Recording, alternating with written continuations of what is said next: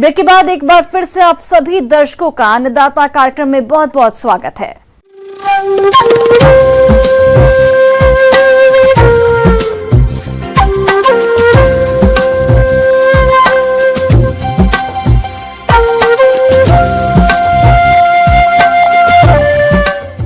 मौसम विभाग के रिपोर्ट पर साप्ताहिक कृषि सलाह इस प्रकार है।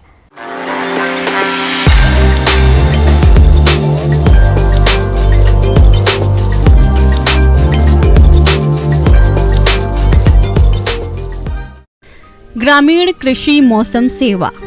भारत सरकार और डॉक्टर राजेंद्र प्रसाद केंद्रीय कृषि विश्वविद्यालय पूसा समस्तीपुर के द्वारा भेजे गए मौसम पोर्ट के अनुसार आसमान में हल्के से मध्यम बादल छाए रह सकते हैं। अगले 2-3 दिनों तक उत्तर बिहार के जिलों में आमतौर पर मौसम शुष्क रहने की संभावना है। इसके बाद थोड़ी वर्षा में सक्रियता आ सकती है। मौसम के मिजाज को देखते हुए किसान भाइयों को सलाह दी जाती है कि धान की फसल जो 20 से 25 दिन की हो गई हो, उसमें प्रति हेक्टेयर 40 किलोग्राम यूरिया का भुरकाव करें। आगत बोई गई धान की फसल में तना छेदक कीट की निगरानी करें। सितंबर अरहर की बुआई के लिए खेत की तैयारी करें। किसान भाई 25 अगस्त के बाद इसकी बुआई कर सकते हैं। बुआई के लिए अरहर की पूसा 9 तथा शरद प्रभेद उत्तर बिहार के लिए अनुशंसित है।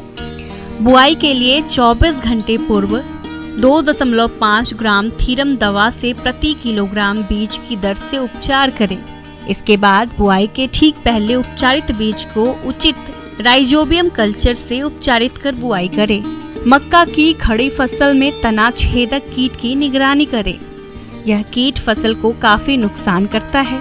इस कीट की सुंडियां पहले कोमल पत्तियों को खाती है और तने के गूदे को खाती हुई जड़ की तरफ से बढ़ते हुए सुरंग बनाती है।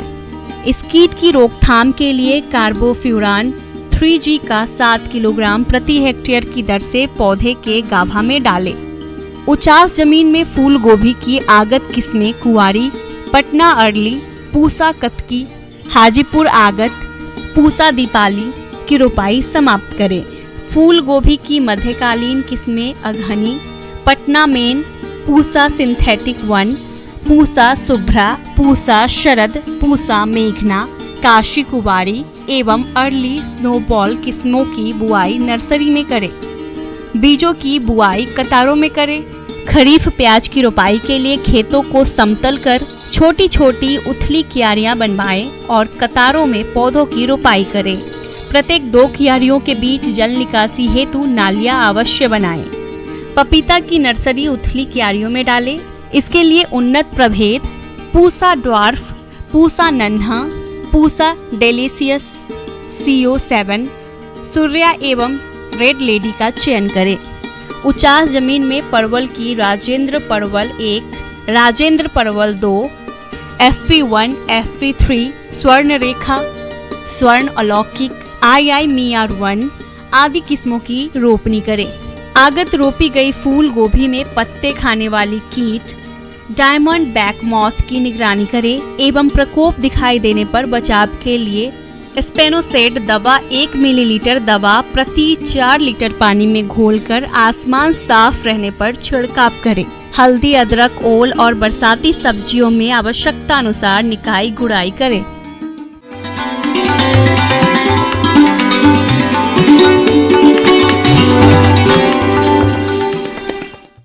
आइए जानते हैं अन्नदाता निःशुल्क फोन के माध्यम से पूछे गए समस्याओं का समाधान। अन्नदाता निःशुल्क फोन संपर्क सेवा के माध्यम से पूछे गए प्रश्नों में से आज हमने जिस प्रश्न को कार्यक्रम में शामिल किया है उसे पूछा है ग्राम गोविंदपुर, जिला कटिहार के कृषक रमेश रंजन ने। ये सजावटी पौधे तैयार करने की तकनीक के बारे में जानकारी चाहते हैं।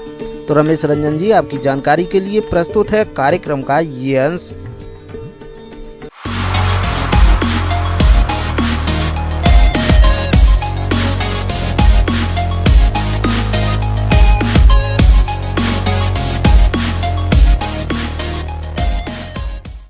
तो हम बात करें व्यवसाय की, तो नर्सरी को हम जैसे पौधे तैयार करके बेचने के लिए जो एक स्थान पे पौधे तैयार करके बेचते हैं उसको नर्सरी बोलते हैं। तो इसके अंदर हम डिफरेंट टाइप्स के जो हैं फल हैं, फूल हैं, सब्जियां हैं, इनके भी हम सीडलिंग को मार्केट में बेच सकते हैं डायरेक्ट सीडलिंग तैयार करके।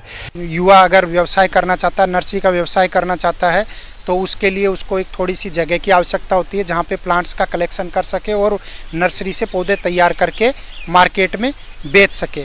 तो ये नर्सरी का व्यवसाय आपका एक प्रोडक्शन यूनिट जो है दूर भी कर सकता है, किसान गांव में भी कर सकता है, और एक छोटा सा आउटलेट कहीं सिटी के अंदर आपका बनाकर वो आय प्राप्त कर सकता है।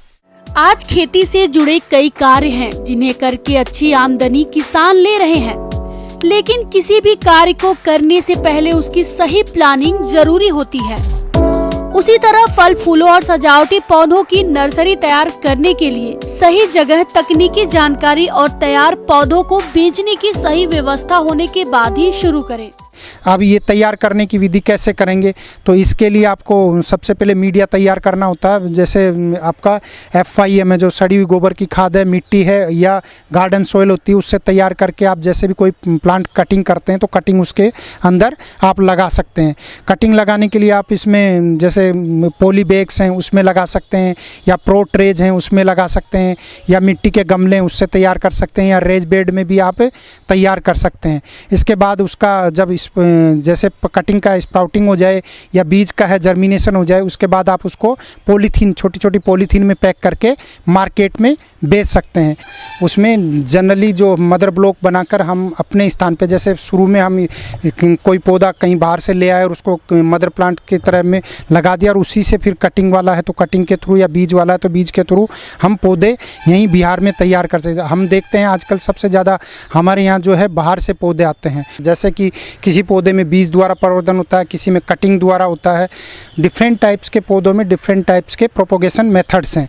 तो सबसे पहले हम बात करते हैं, कुछ प्लांट्स ऐसे होते हैं जिनकी डिमांड मार्केट में ज़्यादा होती है, जैसे कि आपका गुलाब, क्राइसेंथेमम, हिबिस्कस, आपका जैस्मीन प्लांट्स हैं जिनकी ज़्यादातर मार्केट में डिमांड रहती है। फाइकस है, और उसके बाद बोगनविलिया है, कोलियस है, कैलेडियम है, ऐसे ऑर्नामेंटल मनी प्लांट्स हैं जिनकी मार्केट में डिमांड ज़्यादा होती है। और कंटिन्यूस आपका आजकल जो कोरोना काल में हम देख रहे हैं कि पौधों का डिमांड ज़्यादा बढ़ा है। ऑर्नामेंटल जो आपका एयर प्यूरीफायर, जो ऑक्सीजन जनरेटर प्लांट्स हैं, उनकी डिमांड दिन प्रतिदिन बढ़ती जा रही है, और ख़ासकर कोरोना के बाद ज़्यादा बढ़ने लगी है। तो इसके लिए हम कुछ प्लांट्स हैं जिनको एयर प्यूरीफायर के रूप में हम काम में लेते हैं, जैसे कि आपका एरेका पाम है, आपका उसके बाद में सेंसवेरिया है, और पीस लिली है, लैंगोस्टोमिया है। ऐसे प्लांट्स जो हैं, बहुत सारे प्लांट्स को हम डिमांड प्रतिदिन बड़ी, रेपिस पाम है, तो इनकी हम नर्सरी करके मार्केट में बेचकर अच्छा मुनाफा और आय प्राप्त कर सकते हैं। तो मोस्टली जो ऑर्नामेंटल प्लांट्स हैं, सीजनल्स को छोड़ के ज़्यादातर प्लांट्स हैं जो हम कटिंग द्वारा तैयार कर सकते हैं। उसमें डिफरेंट टाइप्स की कटिंग्स होती है, जो कुछ होती है जो स्टेम कटिंग से होता है, कुछ है जो आपका लीफ कटिंग से होता है, कुछ रूट कटिंग से होता है। तो इसके लिए आपको थोड़ा सा कहीं जो इंस्टीट्यूट हैं उसमें ट्रेनिंग लेने के बाद आप आसानी से उसको कर सकते हैं, और वो आप अपना व्यवसाय जैसे जैसे फिर खुद करेंगे तो आप उसमें निरंतर नया नया कुछ सीखते रहेंगे और उसमें इम्प्रूवमेंट करते रहेंगे। इस कार्य में तकनीकी जानकारी बहुत जरूरी होती है, इसलिए इसे सफल बनाने के लिए पहले से स्थापित किसी नर्सरी से या सरकारी संस्थाओं से ट्रेनिंग जरूर ले लें। इसे शुरू करने के बाद शुरुआत में कुछ समस्या आ सकती है, बाद में यह आपके लिए काफी आसान हो जाएगा। तो ज़्यादातर जैसे हम कुछ बात करते हैं आपके कुछ फसल्स की जो ऑर्नामेंटल उसको कैसे तैयार करते हैं, तो मोस्टली जो सबसे ज़्यादा डिमांड में रहता है आपका अभी जो आने वाला सीज़न है उसमें क्राइसेंथेमम का, गुलदाउदी जिसको बोलते हैं, वो आप ज़्यादा से ज़्यादा ग्रो करके उसको मार्केट में बेच सकते हैं। तो जैसे ही गुलदाउदी का सीज़न होता है, ख़त्म होने होता है, उस टाइम हम उसको प्लांट्स को मदर ब्लॉक में शिफ्ट कर देते हैं। मदर ब्लॉक मीन्स पुराने जो पौधे हैं उसको शिफ्ट कर देते हैं। उसको हम 3-4 महीने जो गर्मी का समय उसमें बचा के रखते हैं। जैसा कि आप देख रहे हैं यहाँ पे ये मदर ब्लॉक है हमारा, इसमें हमने पौधे तैयार कर दिए हैं। ये पौधे से अब क्या करना है, जैसे ही फर्स्ट बारिश हो जाएगी, थोड़ा टेम्परेचर डाउन हो जाएगा, उस टाइम है इसमें टर्मिनल कटिंग, जैसा कि आप ये देख रहे हैं ये कटिंग्स हैं, इसमें हम 6 से 7 से 8 सेंटीमीटर का एक टर्मिनल कटिंग को कट कर लेंगे यहाँ से। और जहाँ पे हमने रेज बेड बनाया है या प्रो ट्रे में तैयार करना है तो उसको हम इसका लीफ जो है रिमूव कर देंगे, 2-3 रिमूव नीचे से, और उसको हम उस प्लांट में लगा देंगे, जिसका कि आपका 25 से 30 दिन में आपका पौधा तैयार हो जाएगा। अगर रूटेड कटिंग बेचते हैं तो 3 से 4 रुपये एक प्लांट का आपको, यानी कि 1-1.5 महीने के अंदर जो तैयार करेंगे वो 3 से 4 रुपये प्रति प्लांट बिक जाएगा। अगर आप उसी को पॉलीथीन में शिफ्ट करने के बाद बेचते हैं 1 महीने बाद तो आपका वो 20 से 25 रुपये 30 रुपये तक भी आप उससे ले सकते हैं, जो लाखों में अभी इस समय हम तैयार करके बेच सकते हैं। इसके अलावा जब बात करते हैं रोज की, उसके भी डिफरेंट कलर हैं, वो आप कटिंग द्वारा तैयार करके और उसको मार्केट में बेचते हैं। तो गुलाब का जो सीजन होता है अक्टूबर के महीने में, जब हम उसकी प्रूनिंग करते हैं उस समय हम कटिंग लेते हैं, तो उसमें 15 से 20 सेंटीमीटर का जो हार्ड है उसका स्टेम है, उससे कटिंग लेंगे। कटिंग लेने के बाद हम उसको रेज बेड में लगा लेते हैं और उसको जब स्प्राउटिंग हो जाएगा उसके बाद हम उसको पॉलीथीन में शिफ्ट करके उसको भी मार्केट में बेच सकते हैं। तो इसका भी काफ़ी डिमांड रहता है और ये भी आप लाखों की संख्या में उत्पादन करके आराम से बिहार में बेच सकते हैं, जिसकी डिमांड रहती है। इस तरह से नर्सरी व्यवसाय एक आय का अच्छा स्रोत हो सकता है, जिससे बेहतर जीवन यापन एक युवा कर सकता है।